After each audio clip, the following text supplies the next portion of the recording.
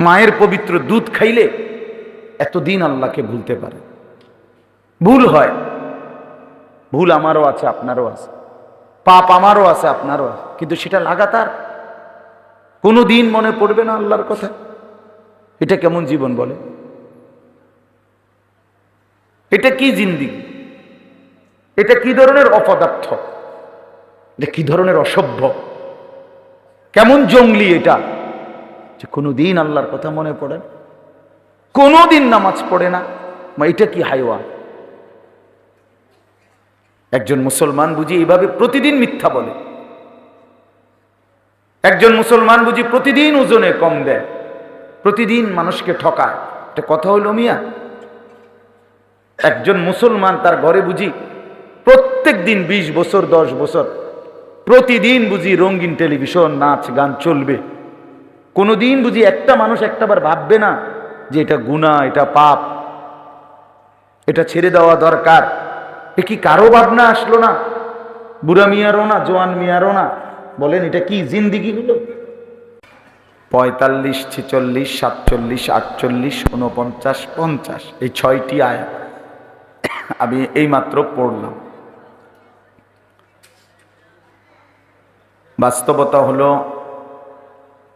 আসলে মাওলানা মুহাম্মদ যিনি এতক্ষণ পর্যন্ত আপনাদের সামনে কথা বললেন, এই মাওলানা আমার অনেক মহব্বতের। খুব বেশি যে কয়েকজন নওজোয়ান আলেমকে আমি খুব বেশি মহব্বত করি, এর মধ্যে সে একজন।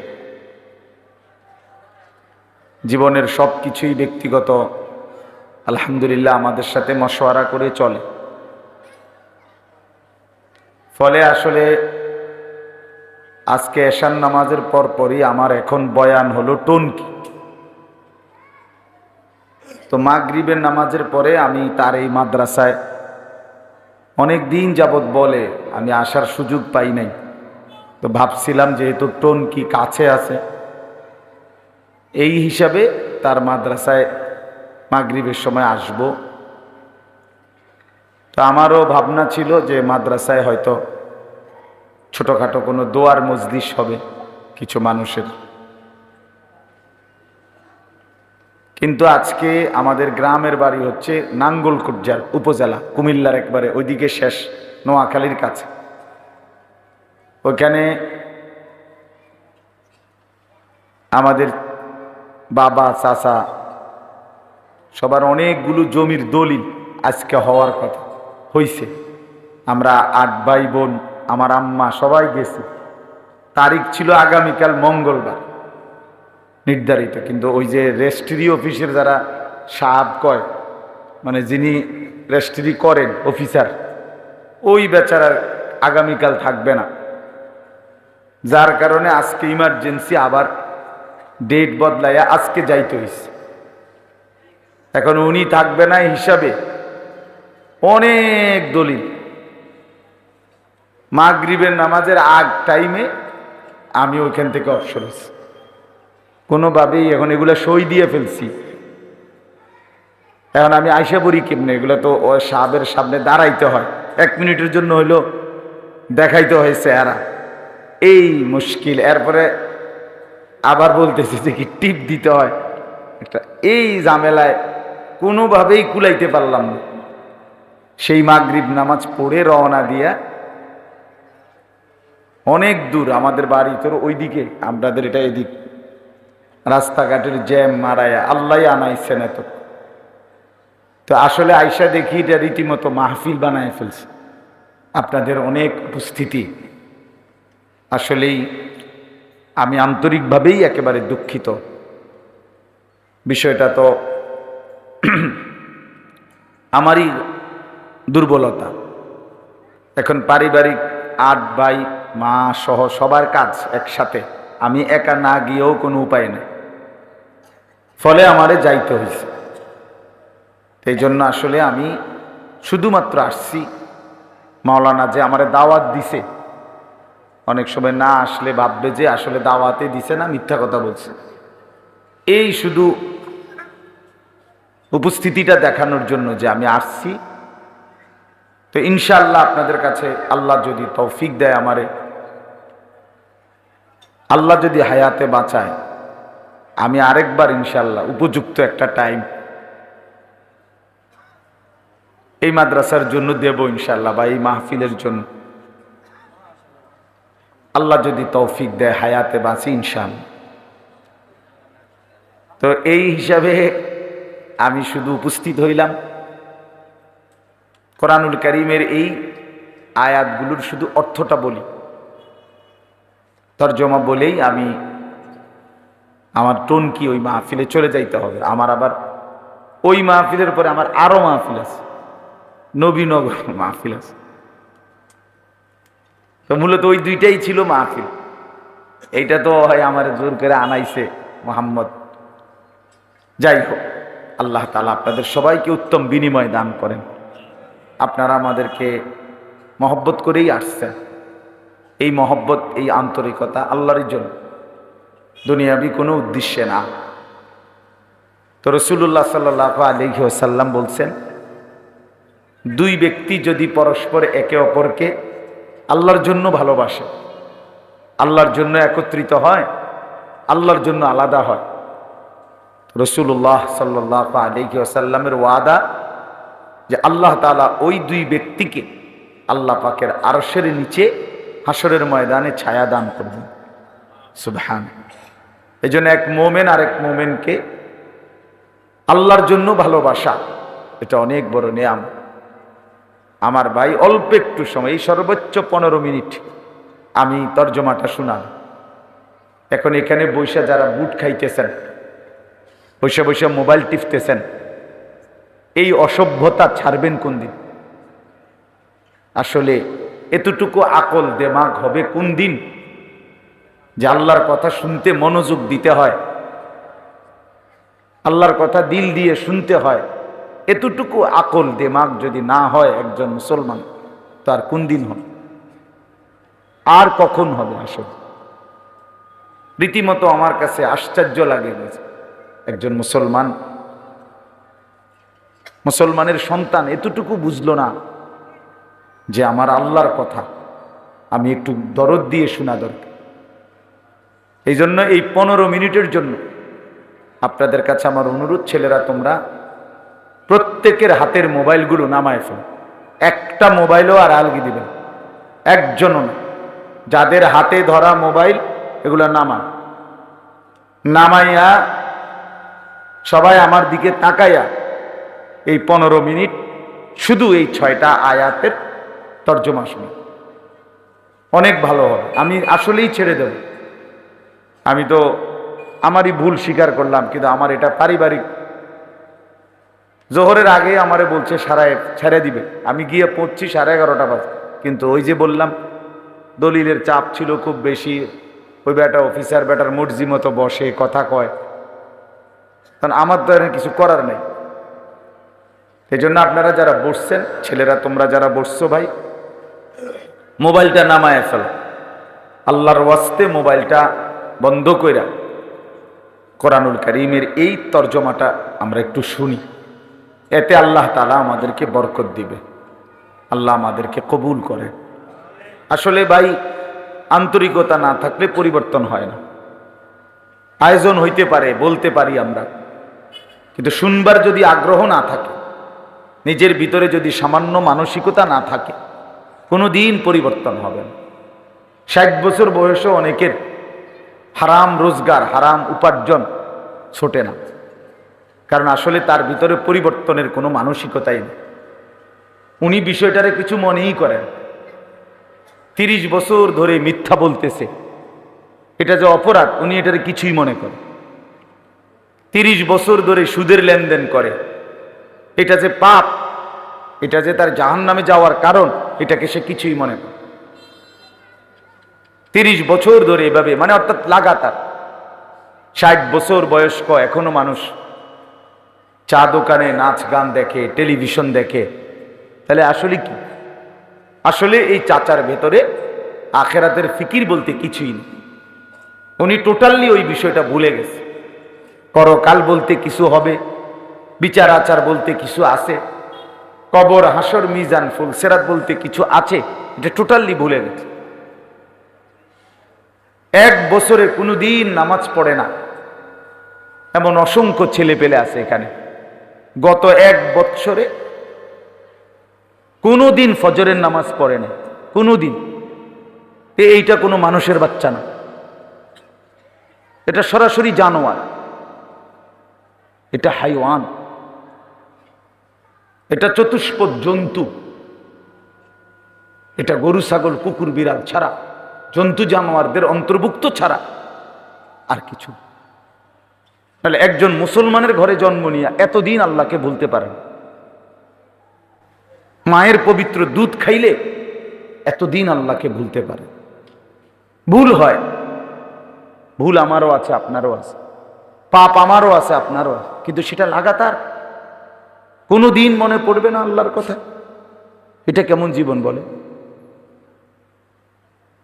এটা কি জিন্দিগি? এটা কি ধরনের অপদার্থ? এটা কি ধরনের অসভ্য? কেমন জঙ্গলি এটা, যে কোনোদিন আল্লাহর কথা মনে পড়ে না, কোনোদিন নামাজ পড়ে না। এটা কি হাইওয়ান? একজন মুসলমান বুঝি এইভাবে প্রতিদিন মিথ্যা বলে, একজন মুসলমান বুঝি প্রতিদিন ওজনে কম দেয়, প্রতিদিন মানুষকে ঠকায়। এটা কথা হইল মিয়া? একজন মুসলমান তার ঘরে বুঝি প্রত্যেক দিন 20 বছর 10 বছর প্রতিদিন বুঝি রঙিন টেলিভিশন, নাচ গান চলবে, কোনোদিন বুঝি একটা মানুষ একটাবার ভাববে না যে এটা গুনাহ, এটা পাপ, এটা ছেড়ে দেওয়া দরকার? এ কি কারো ভাবনা আসলো না? বুড়া মিয়ারও না, জোয়ান মিয়ারও না? বলেন এটা কি জিন্দিগি হলো? মুসলমান এভাবে আল্লাহকে ভুলে গেল কেন? এ তো কাফের না, এ তো মুশরিক না, এ তো হিন্দু না, বৌদ্ধ না, ইহুদি না, খ্রিস্টান না, এ মুসলমান। একজন মুসলমান এত লম্বা সময় আল্লাহকে ভুলে যান? এত লম্বা 365 দিন কি খামখেয়ালি কথা? 365 দিনের একটা বছরে কোনোদিন তুমি ফজরের নামাজ পড়লা না, তুমি মানুষের বাচ্চা হইলা কেন? তুমি মুসলমানের ঘরে জন্ম নিলা যে, এটা তো টোটাল ভুলে গেছে। এই জন্য বাপ, এটা জরুরি একটা বিষয়। এই কথাটাই কথা, এই কথাটাই আল্লাহ তাআলা কোরআনুল কারীমের মধ্যে বলছেন, ওয়ালা তাকুনু কাল্লাযীনা নাসুল্লাহা ফাআনসাহুম আনফুসাহুম। বান্দা, তুমি আমারে এই পরিমাণ ভুলে যেও না, আমি আল্লাহকে। লম্বা সময় ভুলে গেলে একদিন আমি তোমাকে তোমার থেকে ভুলিয়ে দেব, নিজের পরিচয় ভুলাইয়া দেব, তোমার পরিচয় তোমারে ভুলাইয়া দেব। ফাআনসাহুম আনফুসাহুম, আল্লাহ বলেন একদিন আমি তাকে নিজের পরিচয় ভুলাইয়া দেব, তার আর কোনোদিন মনে পড়বে না সে মুসলমান, এটাই সে ভুলে যাবে। এটা আল্লাহর ওয়াদা, কোরআন শরীফের আয়াত। কোনোদিন মনে পড়বে না আমি কোনো মায়ের সন্তান, মুসলমান মায়ের। আমার একজন মুসলমান মা আছে, বাবা আছে, আমার একজন আল্লাহ আছে, আমার একজন রসুল আছে, আমার একটা কিতাব আছে, আমার একটা ধর্ম আছে। এটা টোটালি ভুলে যায়, টোটাল চেহারায়, সুরতে, চলনে বলনে, লেনদেনে, আচরণে। আহা কি জিন্দেগি! সেই ভোর থেকে নিয়ে রাত 12টা পর্যন্ত দুনিয়া দুনিয়া। যুবকের হইল নাচ গান তামাশা, বয়স্ক মানুষের হইল শুধু দুনিয়া হিসাব মিলান, বাড়ি দালান বিল্ডিং, বাজার ব্যবসা দোকান, বিদেশ চাকরি, খালাস। এগুলো মিলাইয়া রাইতে শুয়ালা, অর্থাৎ এগুলো মোটামুটি গোছগাছ যার যে দূর হয়েছে আজকে, এগুলোর হিসাব কইরা রাইতে ঘুমায় গেছে। আর যুবক মোবাইল টিপতে টিপতে, উলঙ্গ ছবি দেখতে দেখতে যতক্ষণ শরীরে কুলা, এবারে যতক্ষণ পুরা ঘুম না আসে এই জানোয়ার অতক্ষণ পর্যন্ত অশ্লীল ছবি, উলঙ্গ ছবি দেখতেই থাকে। এই কেমন জিন্দেগি? এটা কি জীবন? ভোর থেকে নিয়ে 5 ওয়াক্ত নামাজের আজান হলো, অথচ একবারও মনে পড়লো না মালিকের কথা। এটা কেমন হাইওয়ান? পরে মানুষের বাচ্চা বলবে কেন? কত জন্তু জানোয়ার। যদি রক্তে যদি এক ফোঁটা ঈমান থাকতো, মুসলমানের চিহ্ন থাকতো, এভাবে আল্লাহকে সেজদা না করে থাকতে পারে মুসলমান? বলেন কি? এই জন্য বাপ, এবার আসেন, আল্লাহ তাআলা বলছে তোমরা যারা মিথ্যাবাদী, তোমরা যারা নাফরমান, তোমরা যারা পাপী, মনে রাখো বান্দা, সেদিন কিয়ামতে তোমরা কষ্ট পাই। এই কথাটা এখানে আল্লাহ বলছেন। ওয়াইলুন ইয়াউমাইযিল লিল মুকাদ্দিবিন, সমস্ত মিথ্যাবাদী, নাফরমান, পাপী, অবাধ্য, আল্লাহ বলেন তাদের জন্য ইয়াউমাইদিন মানে সেদিন, কিয়ামতের দিন, ওয়াইলুন আযাব, লাঞ্ছনা, দুর্ভোগ, দুর্ভোগ। তো দুনিয়া মানে আযাব তো সেখানে, ইয়াউমাইদিন মানে সেখানে, আখিরাতে তো আযাব, লাঞ্ছনা। তো দুনিয়া, আল্লাহ বলে না দুনিয়া অসুবিধা নেই, দুনিয়া খাইতে দেব। দুনিয়া আমি আল্লাহ নাফরমান, বেঈমান, পাপী, অবাধ্য, অসভ্য, জঙ্গলি, কাফের, মুশরিক, বেঈমান, হাইওয়ান, জানোয়ার, কীট পতঙ্গ, জন্তু সবগুলারে খাইতে দেব। এজন্য দুনিয়ায় কেউ খাইতেছে, ঘুমাইতেছে, চলতেছে, ফিরতেছে ভালো, এটা কোনোভাবেই এটা কোনো কিছুই সফলতা অথবা এটা তৃপ্তির কিছু না, তৃপ্তির কিছু না। আল্লাহ তাআলা বলেন কুলু ওয়া তামাত্তাউ কালিলান ইন্নাকুম মুজরিমুন। এই যে আল্লাহ বলেন নাফরমান, পাপী, মনে রেখো সেদিন আখিরাতে তোমাদের জন্য আযাব, তবে দুনিয়া, আল্লাহ বলেন কুলু ওয়া তামাত্তাউ কালিলান, কিছু সময়ের জন্য দুনিয়া খেয়ে নাও, ভোগ করে নাও। তবে মনে রাখো ইন্নাকুম মুজরিমুন, শুধু এদ্দুর মনে রাখবা তুমি কিন্তু নাফরমান, তুমি পাপী। খাও, দুনিয়া খাও, আমি আল্লাহ আটকাবো না। আমি হিন্দু, বৌদ্ধ, ইহুদি, খ্রিস্টান, নাস্তিক, মুরতাদ, কুকুর, বিড়াল, জন্তু জানোয়ারকেও খাওয়াই, তোমারে খাওয়াইতাম না। খাও তুমি, তবে শুধু মনে রাখবা ইন্নাকুম মুজরিমুন, তুমি নাফরমান, তুমি পাপী। অর্থাৎ সকাল 8টা বাজে নাস্তা তো খাইতে বসলা, নাফরমান, খাও। আল্লাহ বলে বেঈমান খাও, কোনো অসুবিধা নেই, আটকাইতাম না, খানা খাও, নাস্তা খাও, গোশত খাও, রুটি খাও, পরোটা খাও, চা খাও, খাও সব, শুধু মনে রাখবা ফজরের নামাজ পড়ো নাই, এই কথাটা শুধু মনে রাখো, পরে বুঝবে। এখন খাও।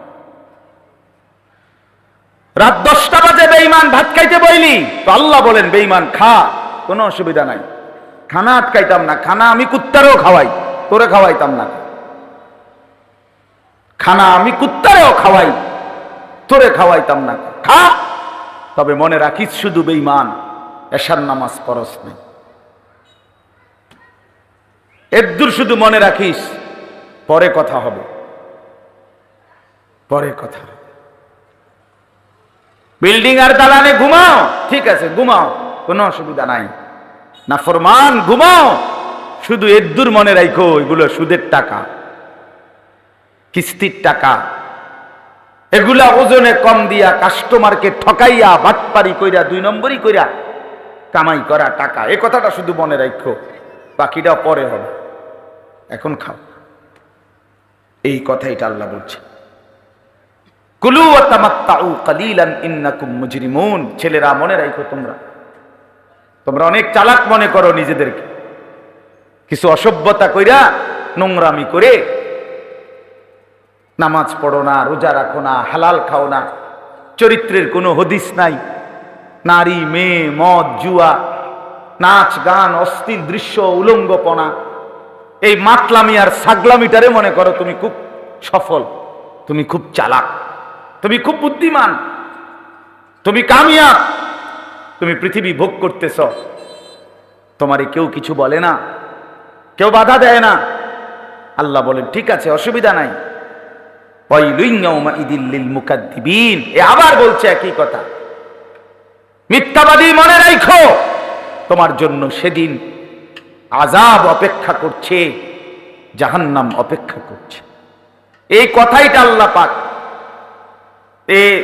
মিথ্যাবাদীদের জন্য সেদিন, নাফরমানদের জন্য সেদিন আযাব, বিশ্বাস করেন এই সূরাটার মধ্যে মোট 50টা আয়াত।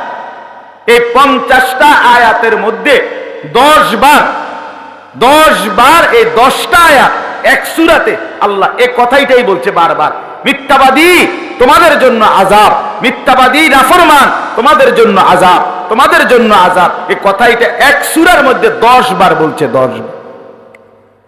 তুই কষ্ট পাবি বেঈমান, তুই কষ্ট পাবি নাফরমান, তুই কষ্ট পাবি বান্দা, কষ্ট পাবি, কষ্ট পাবি। ওয়াইলুন ইয়াউমাইদিল লিল মুকাদ্দিবিন। এখানে 6 আয়াতে 3 বার। চিন্তা করছেন নি বিষয়টা? 6 আয়াতে কয়বার? 3 বার কথা এটা আল্লাহ বলছে, সমস্ত নাফরমান মনে রেখো, আল্লাহর অবাধ্য দুশমন মনে রাখো, দুনিয়া ভোগ করতে আমি দিছি বেটা, এটা কোনো আশ্চর্য কিছু না। শুধু এটা মনে রাখো, আখিরাতে সেদিন লাঞ্ছনা আর আযাব অপেক্ষা করছে। ওই দেখেন, ওই অপদার্থ কথা বলে দেখেন, এই বেটা, এই ছেলে, একটু দূরে গিয়ে কথা বলো, যাও বাবা একটু দূরে যাও। কোন দিন আক্কল হবে ভাইয়া? তুমি একটু দূরে গিয়ে কথা বলো, কোনো অসুবিধা নাই, আমার কোনো আপত্তি নেই। আহা, এত মাত্র থাকা উচিত। আপনি চিন্তা করেন না, আমি একটা ছেলে বলি না বাবা, রাগ হইেন, মানে আমাদের সন্তান তো এরা, আমাদের ছেলে, এই ছেলেগুলো আমার ভাই, ওরা কই চলে যাচ্ছে? ওরা কই চলে যাচ্ছে? এদের কি কোনো অভিভাবক হবে না? এদের কি কেউ ফিরাবে না? এরা মন মতো চুল রাখবে, মন মতো পয়েন্ট পরবে, আহা, যেমনি ইচ্ছা তেমনি পেশাব করবে, যখন তখন যেখানে ইচ্ছা আড্ডা দিবে। এটা কোনো জিন্দিগি হলো? মুসলমান এতটা লাগাম ছাড়া? কোনো মা বাপ নাই মুসলমানের? মুসলমানের সন্তানের কোনো অভিভাবক নেই? ওফো, আজীব মানুষ, আজীব আজীব মানুষ। আহা, মুসলমান সব মা বাপ খাট পালং আর ফার্নিচার আর বিল্ডিং, এইটারে কত সুন্দর বানানো যায় এটা নিয়ে ব্যস্ত। ইট বালু আর সিমেন্ট সর্বোচ্চ 1 নম্বর, এর জন্য ফিকির। সন্তানগুলো নষ্ট হয়ে যাচ্ছে। একটা ছেলেও নামাজ পড়ে না, বেটা বিল্ডিং করে। বউয়ে পর্দা করে না, মেয়েটা পর্দা করে না, সবার হাতে একটা একটা বড় মোবাইল, সারা রাত প্রত্যেকে প্রত্যেকের সুবিধা মতো নাচ গান উলঙ্গ ছবি দেখে এবড়ার ঘাম বাইয়া বাইয়া পড়ে কয়টা টাকার জন্য। এবড়া কি পরিমাণ কষ্ট করে টাকাটা রোজগার করে, বিনিময়ে খাইতেছে যেগুলো, এগুলো একটাও সেজদা দেয় না। এর চাইতে বড় ব্যর্থতা, এর চাইতে বড় অপমান আর কিছু হইতে পারে। আল্লাহ তাআলা বলেন, ওয়াইদা কিলা লাহুমুর কাউ লা ইয়ারকাউন। কেন জাহান্নাম? হাসরের ময়দানে কেন দেব নাফরমান জাহান্নাম? কারণ দুনিয়ার জমিনে বারবার বলা হয়েছিল নামাজ পড়তে, রুকু করতে, সেজদা করতে, লা ইয়ারকাউন, একবারও সেজদা দেয় নাই, একবারও রুকু করে নাই, একবারও নামাজ পড়ে নাই। আমি বারবার বলছি বান্দা তোকে, তুই পাত্তাই দিলি না, পাত্তাই দিলি না, পাত্তাই দিছে না কথাটা। কিছুই মনে করে না আল্লাহকে, কিছুই মনে করে না। কারো মৃত্যু দেখে কারো কলিজা লড়ে না। মা, এটা কি জীবন? মানুষ এত পাষাণ হলো কেন? মুসলমানের সন্তান এত নির্মম হয়ে গেল কেন? আল্লাহ তাআলা আবার বলতেছেন, ওয়াইলুন ইয়াউমাইদিল লিল মুকাদ্দিবিন।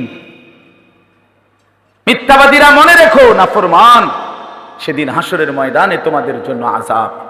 এই 3 বার বলছে কথাই।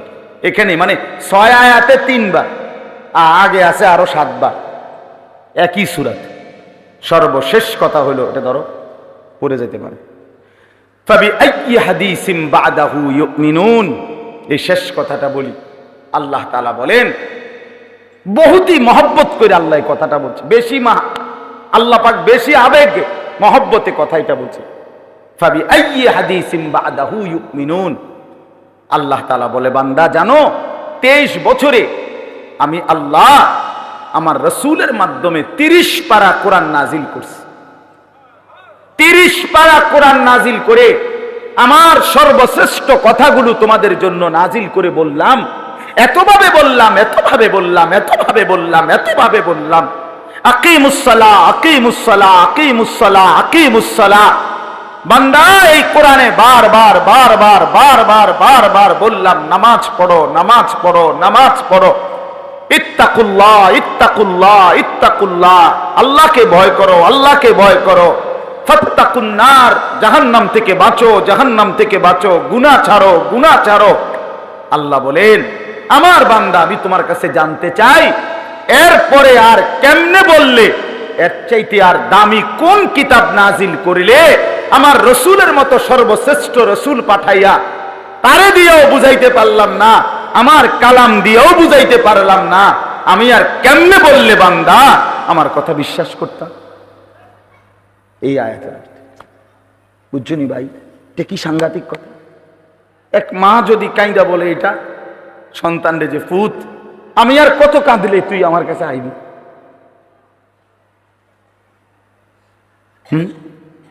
আল্লাহ তাআলা জানতে চাইছে, বান্দা আমি আর কেমনে বললে, ফাবিআইয়ি হাদিস, আর কোন কথা বললে, আর কতবার বললে, আর কেমনে বললে বান্দা আমার উপর ঈমান আনতে।